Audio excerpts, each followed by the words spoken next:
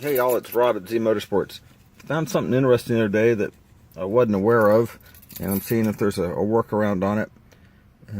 Anyways, a few of y'all have changed the LEDs in your dash. Put in my my custom multicolor LED dash kit. Well, I also offer building a kit or building a dash and then sending the dash to y'all.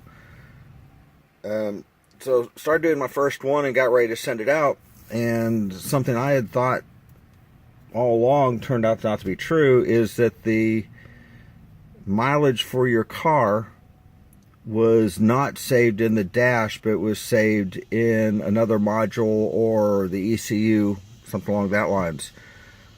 Well, I found out in swapping this one back and forth between mine and the one I'm building, that wasn't the case. So let me show you what's going on here, and then as I'm doing the what I'm going to do is I'm going to end up doing an ECU reset and see if that fixes or updates the new dash with my actual mileage. So let me get the car turned on here.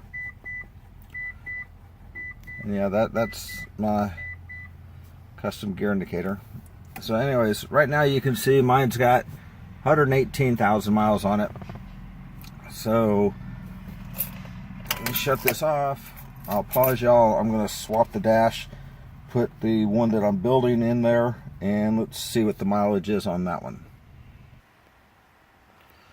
Alright, let's see what this does. Oh, where are my keys?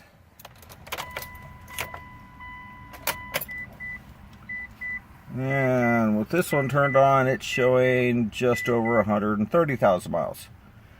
All I did was pull my dash out, which is sitting right up there, and put this one in and then plug it in. So that tells me that the dash itself is hanging on, or the instrument cluster is hanging on to the mileage somewhere in the CAN, which is the onboard network on cars. So what I'm going to do is I'm going to pop the hood.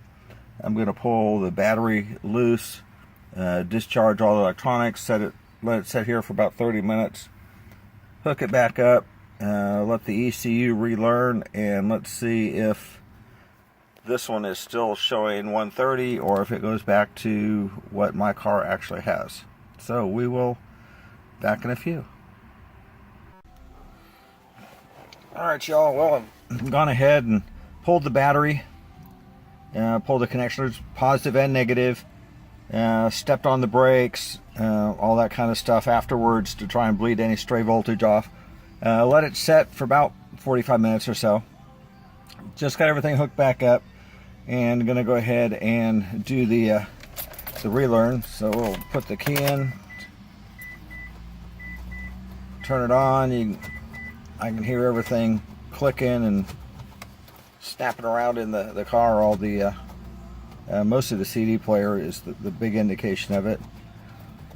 But we'll leave that on for a few seconds. As of right now, it's still holding the original mileage. And we'll turn it off, wait a few seconds, and then turn it back on. And it's still holding that mileage. Let's go ahead and start the car, see if that'll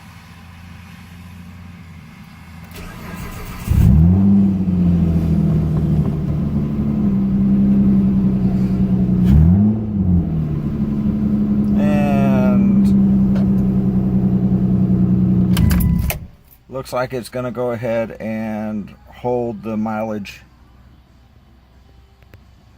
So not sure what the next step is, if about resetting the mileage in the gauge cluster,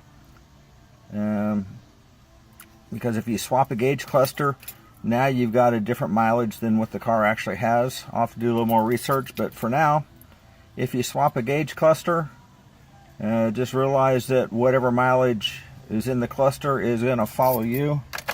I was just kind of waiting on it to shut down and time out there. So we'll turn it on and see if it's going to pick it up again. Yep, it's holding the 130. So, well, for now, if you're going to swap one, swap it with a lower mileage one. And I'm not sure how that'll work in states where They track your mileage at inspections, but at some point, if you swap your cluster, the mileage is going to show different. So if I find anything out, I'll let you know. Otherwise, just be aware of it. Y'all have a good day.